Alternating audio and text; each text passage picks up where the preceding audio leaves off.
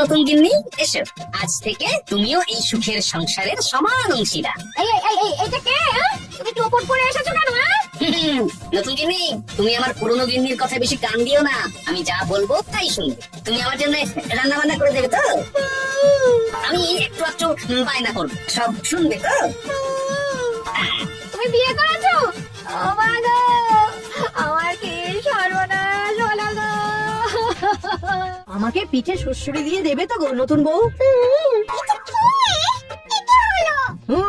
আমার বন্ধু বান্ধবরা এলে তাদের একটু ফল জল খাবারের ব্যবস্থা সব তুমি করবে তো?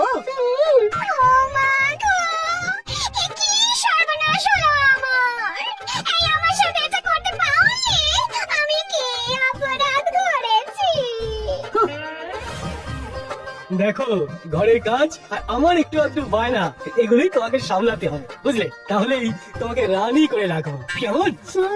এই, এটা কি? আমি বেঁচে থাকতে তুমি আমার বিয়ে করলে? ওর কথা শোনো না, তুমি আমার রানী। একটু দেখছি বড্ড কান্নাকাটি করছে। চলো রানী, আমরা কদিন একটু ঘুরে আসি। চলো, এখনই যাবো। না না না, আরে ওর কথা শুনো না, আমরা ঘুরবো। মোড়ের মাথায় গরুর গাড়ি দাঁড়িয়ে আছে, চলো চলো।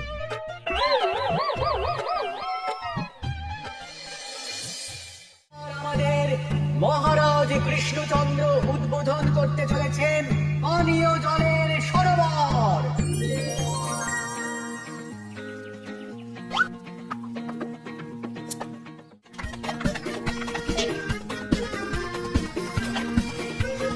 এই নাও রানী, আজ এই জলে রাজবাড়ির রান্না হবে। মহারাজ, আমরা সবাই চাই আপনি এই পানীয় জলের সরোবরের ব্যাপারে কিছু বলুন। কৃষ্ণনগরের মানুষের দীর্ঘদিনের ইচ্ছে আজ সফল হয়েছে। আমাদের রাজসভার সকল সভাসদদের জন্য এতদিন পরে একটা পানীয় জলের সরোবর হয়েছে। প্রত্যেক সপ্তাহে এই সরোবরে বিজ্ঞানীর বানানো রাসায়নিক মেশানো হবে, যাতে জলে কোনো রকম জীবাণু না থাকে। এই জল রান্নার কাজে ব্যবহার করা যাবে এবং পরিশুদ্ধ করে বা ফুটিয়ে পান করাও যাবে। আরে সবাই দাঁড়িয়ে আছো কেন? হাততালি দাও, হাততালি হাততালি। এই হাততালি তোমাদের সকলের প্রাপ্য, কারণ তোমাদের প্রত্যেকের 2 মাসের বেতন তোমরা দান করেছো বলেই অর্থাভাব থাকা সত্ত্বেও এই সরোবর এত তাড়াতাড়ি বানানো সম্ভব হয়েছে। এছাড়াও নিজেরা মাটি কাটা থেকে শুরু করে সকল কাজে সহযোগিতা করেছো, এটাও অনেক বড় ব্যাপার। আমার হাততালি। মহারাজ, এই আনন্দে কি খাওয়া দাওয়া হচ্ছে? খাওয়া বিশ্রাম সব হবে। আমি আর রানী একটু সমুদ্রে ঘুরতে যাব, তাই আগামীকাল থেকে 1 সপ্তাহ রাজসভা ছুটি। তোমরা নিজেদের মতন আনন্দ করো, বিশ্রাম নাও। টানা 1 সপ্তাহ ছুটি? হ্যাঁ, টানা 1 সপ্তাহ। কি আনন্দ! এবার হাত পা ছড়িয়ে শুধু আয়েশ করবো। আমিও এই কদিন অনেক ধকল গেল। এটা চাই ওটা চাই, তারপর সব মালপত্র বাবা মাটি স্থানান্তরিত করা সব কাজ করেছি। এবার বিশ্রামটা চাই, কি বলো গোপাল? হ্যাঁ, ঠিক বলেছো সেনাপতি। তবে আমি আমার ব্যায়ামটা কিন্তু চালিয়ে যাব। সে চালাও, শরীরটা ধরে রাখতে হবে তো।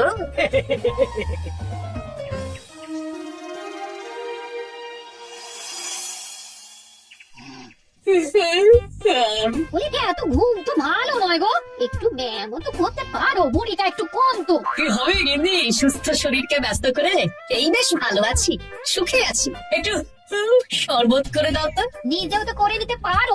আচ্ছা, গিন্নি মানে কি? কি? গৃহিণী, অর্থাৎ যে গৃহের কাজ করবে। আমি যদি ঘরের কাজ করতাম তাহলে তুমি আমাকে গিন্নি বলে ডাকতে। ব্যাপারটা কি ভালো শোনাতো? শরবতটা বানাও দেখি। লোকটা যেন আর তোর সয় না।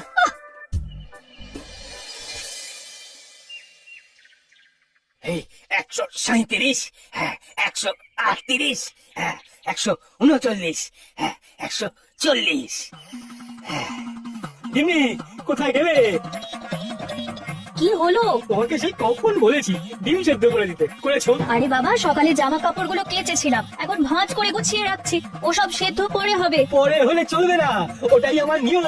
উঠবোস করে 4টে ডিম সেদ্ধ আর মুগুর ভেজে 4টে কাটালি কলা। নিজে সেদ্ধ করে নাও, আমি পারলাম না। তুমি যে কাজটা করছো সেটা রেখে আমার ডিমটা আগে সেদ্ধ হবে। আমি 250টা উঠবোস শেষ করেই খাবো। 141, হ্যাঁ 142।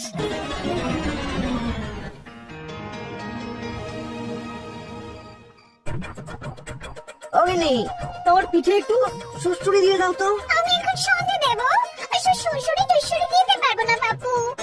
তুমি তুলতুলে হাতে সুড়সুড়ি দিলে ঘুমটা তাড়াতাড়ি চলে আসবে। বাবা সন্ধ্যেবেলা ঘুমোবে কেন? যাও একটু পায়চারি করে এসো। না, এখনো তো পায়চারি না, এখন শুধু বিশ্রাম। দাও দাও দাও দাও, সুড়সুড়ি দাও, সুড়সুড়ি দাও। বলো গিন্নি,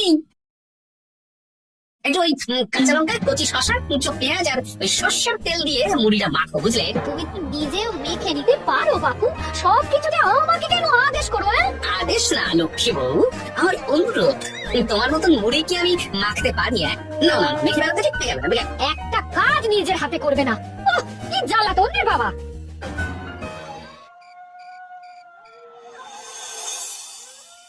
তরকারিটায় নুন একটু কম হয়েছে, বুঝলে গিন্নি? একটু ওই নুনটা দাও তো। এই সামান্য ব্যাপারে এত রাগ করার কি আছে?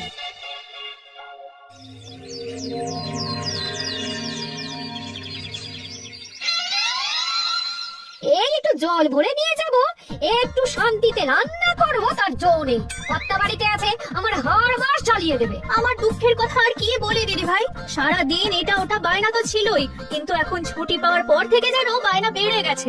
কর্তা তুই এমনিতেই আরাম প্রিয়, এখন দেখছি ঘর থেকে বেরোতেই চাইছেন না।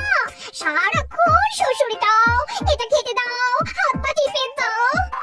আর যদি না কথা শুনে উল্টে বলি নিজে করে নাও, তাহলেই বাবুর গোসা হয়। যদি অভয় দেন তাহলে ছোট মুখে একটা বড় কথা বলবো।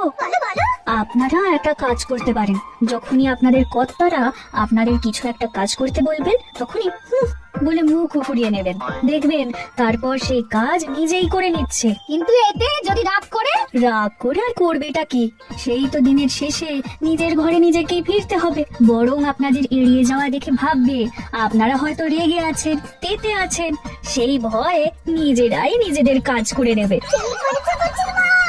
সোজা আঙুলে ঘি না উঠলে আঙুল বেঁকিয়ে ঘি বের করতে হয়, তাহলে ঘিয়ের বোতলে তাপ দিতে হয়। ঠিক বলেছো, তোমার এই বুদ্ধিটা বেশ ভালোই দিয়েছো। আমিও আজকে থেকে এই পদ্ধতিটাই অনুসরণ করব। বেশি কথা বললেই ভাবে বেশি পাত্তা দিচ্ছি, নিজের ওজন ধরে রাখতে হবে। চাপে স্ত্রীদের তপে স্বামীরা তাপে। এবার সব কাজ নিজেরাই করবে, আর আমরা শুধু রান্না করে খালাস করবে, মানে করতে বাধ্য হবে।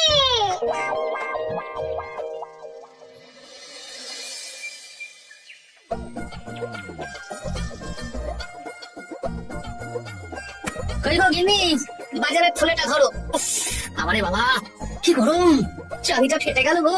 কই গো, নিয়ে যাও। যা বাবা, কিন্তু কথাই শুনে না। আরে বাবা, আমি কখন থেকে হাঁকছি বাজারের থলেটা নিয়ে যাও, কোনো কথা কানেই তোলো না। এই নাও, দেখো তোমার পছন্দ মতন কই মাছ এনেছি, আজকে তেল কই রেঁধো কেমন।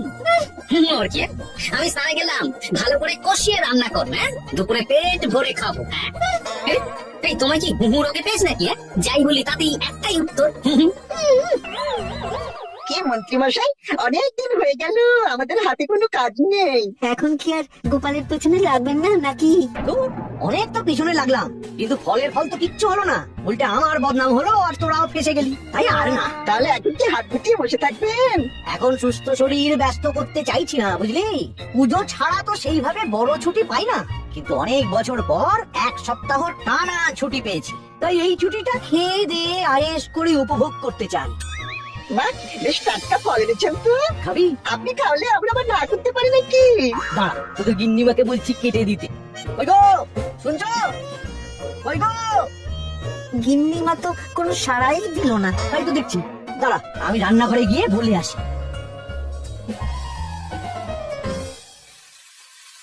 ওই গো, শুনছো? বটা ঘটাকে কয়েকটা ফল কেটে দাও না, বেচারাগুলো খেতে চেয়েছে। ও আবার কি, না হয় তরকারিটা হয়ে গেলে কেটে দিও, এ তো মহা মুশকিল। ধুর বাবা। কি বললেন গিন্নিমা? মানে মানে হুক বলে মুখ ঘুরিয়ে নিল। হয়তো উনি ব্যস্ত আছেন, সেটা কোনো ব্যাপার না।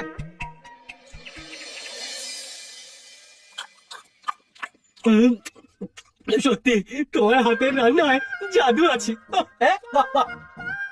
কি হলো গো? হ্যাঁ, সকাল থেকে মুখে কুলু পেটে বসে আছো কেন? তোমার কি কিছু হয়েছে? ওই দেখো আবার হু হু করে। দাও দেখি, আর একটু ভাত দাও।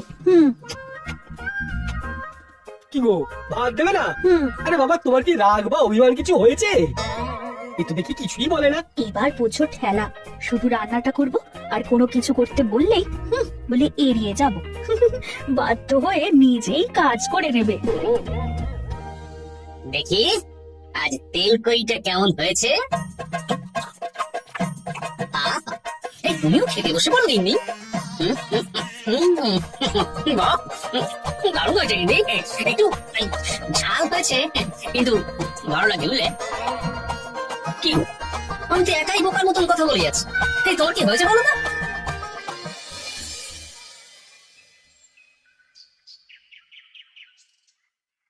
গিন্নি, মুদিখানা থেকে মাছ কাবারি সব নিয়ে এসেছি। এবার জায়গার জিনিস জায়গায় ভরে ফেলো তো। কি হলো গো, ভরবে না? কি গো, রাগ করেছো আমার ওপর? নিচে নিচে ভরো ভরো নিচে।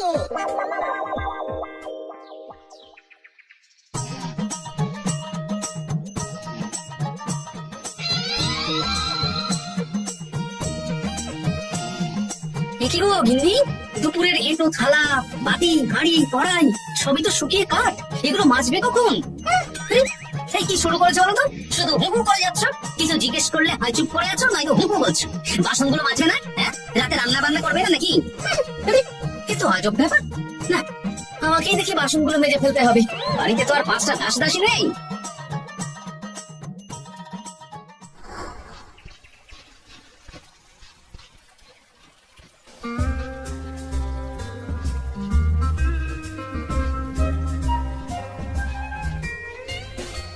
কি দাদু, তুমি বাসন মাজছো? কি আর করবো, তোদের দিদার রোগ হয়েছে। কি রোগ হয়েছে দাদু? হুহু রোগ হয়েছে, হুহু রোগ। সেটা আবার কি? আমি কিছু জিজ্ঞেস করলেই হয় চুপ করে আছে, নয়তো হুহু করছে। কি করে দাদু, এক সপ্তাহ ছুটি পেয়েছো, কোথায় আইস করে কাটাবে তা না, তুমি বাসন মাজছো? কি আর করবো বল, সবই ভাগ্য। আরে দাদু, তোমার যে ঘরে বুদ্ধি আছে না, তুমি ভাগ্য বদল করে দিতে পারো। হ্যাঁ, দিদা পুরো ওল হলে তুমিও তো বাঘ হাতে তুল। হ্যাঁ দেখি কবে ঠিক হয়, নইলে তো কিছু একটা ব্যবস্থা করতেই হবে।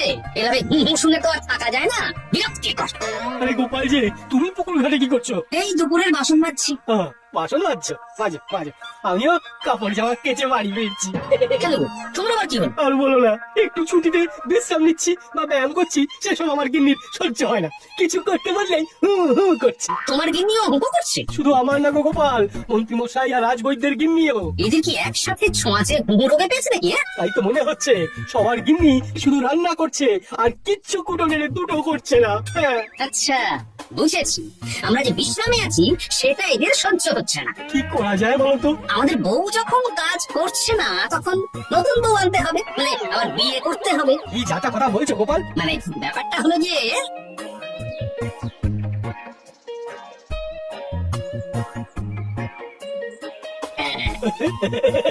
দারুণ বুদ্ধি। তুমি এক কাজ করো, মন্ত্রী মশাই আর রাজবৈদ্যকে এই বুদ্ধির ব্যাপারটা জানিয়ে দাও, আর কাল বিকেল বেলা থেকে আমাদেরও হুহু রোগ শুরু হবে, কেমন? বেশ বেশ।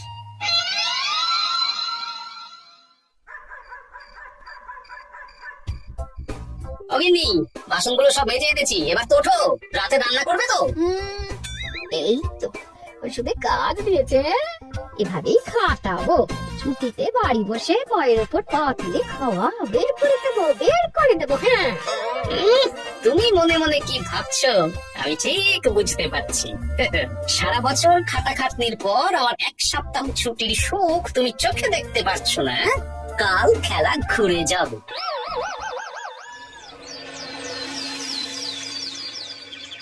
আজ থেকে আমার আর কোনো উপকার তোমাকে করতে হবে না গিন্নি, আমি নিজের ব্যবস্থা নিজেই করে নেব। হ্যাঁ, মানুষটা সেজে গুজে গেল কোথায়? চললাম। কোথায় যাচ্ছি? গলায় মালা, এত সাজগোজ, কি ব্যাপার? বাবারে বাবা, আতরের গন্ধে ঘরটা ম ম করছে। এলাম। আরে আর বলো না, আমার মানুষটা যে আজকে সকাল সকাল সেজে গুজে কোথায় গেল কিছুই বুঝতে পারলাম না। গলায় মালা পরে গেল, আমার কর্তা তো রজনীগন্ধা ফুলের আতর মাখছিল। কোথাও কি কোনো নিমন্ত্রণ আছে নাকি? কিছুই তো বুঝতে পারছি না। আমাদের এই ওষুধে বেশ কাজ দিয়েছে, কি বলেন? হ্যাঁ, এখন আর বেশি বায়না করছো না, একবার খুব করেছে আর নিজে নিজেই সেই কাজ করে নিচ্ছে। আমি শুধু রান্নাটুকু করি, বাকি সব কাজ ওকে দিয়ে করাচ্ছি। কিচ্ছু বলতে হচ্ছে না, বাধ্য হয়ে করছে। আমিও তাই। আজকে তো ভেবেছি খাবার ঢেকে রাখবো, নিজে বেড়ে নিয়ে খাবে। না একেবারে গুছিয়ে দেবো। হ্যাঁ, সকাল থেকে সন্ধে হয়ে গেল, বাড়িতে এখনো এলো না। মানুষটা কোথায় গেল রে বাবা? এসো এসো নতুন গিন্নি, এসো। আজ থেকে তুমিও এই সুখের সংসারের সমান অংশীদার। এইটা কে? তুমি চোপট করে এসেছো কেন? নতুন গিন্নি, তুমি আমার পুরনো গিন্নির কথায় বেশি কান দিও না। আমি যা বলবো তাই শুনবে। তুমি আমার জন্য রান্না বান্না করে দেবে তো? আমি একটু একটু বায়না করবো, সব শুনবে তো? তুমি বিয়ে করেছো? আমার গো, আমার কি সর্বনাশ হলো গো।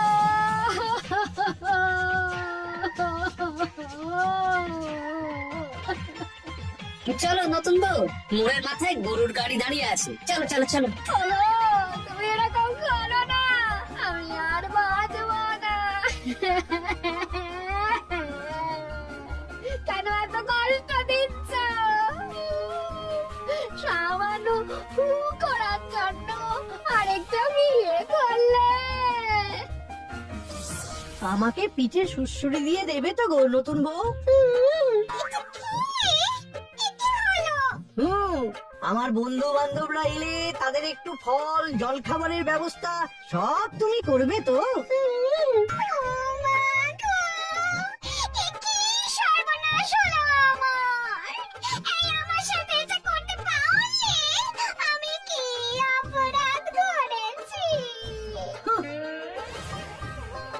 দেখো, ঘরের কাজ আর আমার একটু একটু বায়না, এগুলোই তোমাকে সামলাতে হবে, বুঝলে? তাহলে তোমাকে রানী করে রাখবো, কেমন?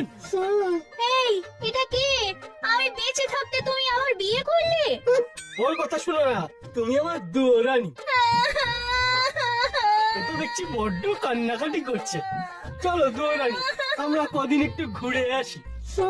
চলো, এখনই যাবো। না না না, আরে ওর কথা শুনো না, আমরা ঘুরবো। মোড়ের মাথায় গরুর গাড়ি দাঁড়িয়ে আছে, চলো চলো।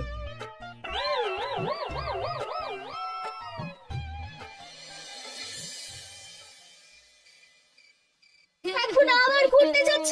কি আর করবো বলো, আমরা সামান্য এক সপ্তাহ ছুটি পেলাম, ভাবলাম একটু আয়েশ করে থাকবো, কিন্তু তোমাদের সেই সুখ সইল না, তাই আমি ভাবছি আমি ভুল করেছি, তা বলে তুমি আরেকটা বিয়ে করে নেবে? ওকে ভালো পড়ানোর সময় তোমার মুখটা একটু কাঁপলো না? আমার মুখটা মনে পড়লো না? এটা তুমি কেন করলে? আমাকে একটু বুঝিয়ে বলতে আমি আবার আগের মতো তোমার ছোট ছোট বায়নাগুলো পূরণ করে দিতাম। তার জন্য বিয়ে করলে? তুমি কি নিষ্ঠুর? তোমরা সবাই নিষ্ঠুর। নিজেদের একটা স্ত্রী থাকতে আবার দ্বিতীয় বিয়ে। কি আর করবো, স্বামীর সামান্য আজ্ঞার স্ত্রী না রাখলে তো কোনো সংসারই সুখের সংসার হতে পারে না। অগত্যা। এখন তোমরা যদি কথা দাও যে আগের মতন আমাদের ছোট ছোট বায়নাগুলো সামলাবে, তাহলে নতুন বউকে ওদের বাড়ি পাঠিয়ে দেব, আর আবার আমাদের পুরনো সংসার, সুখের সংসার ফিরে আসবে। সত্যি? হ্যাঁ, বেশ, কথা দিলাম। দাও দাও, মুখ পুরিতে বাড়ি পাঠিয়ে। মুখ পুড়ি নয়, পোড়া। এই যে সভাকবি, ঘুমটাটা তোলো তো। ঘটা, ঘুমটা তোল। ঘটা, ভোলা, তার মানে তোমরা কেউ বিয়ে করোনি? না, তোমাদেরকে পথে আনার জন্য একটা ছোট্ট বিয়ের অভিনয় করলাম। আচ্ছা, এবার তো অভিনয় বুঝে গেলাম। এবার যদি তোমাদের বায়না না রাখি, তাহলে সত্যি সত্যি আমাদের বিয়ে করতে হবে। নয়, হ্যাঁ।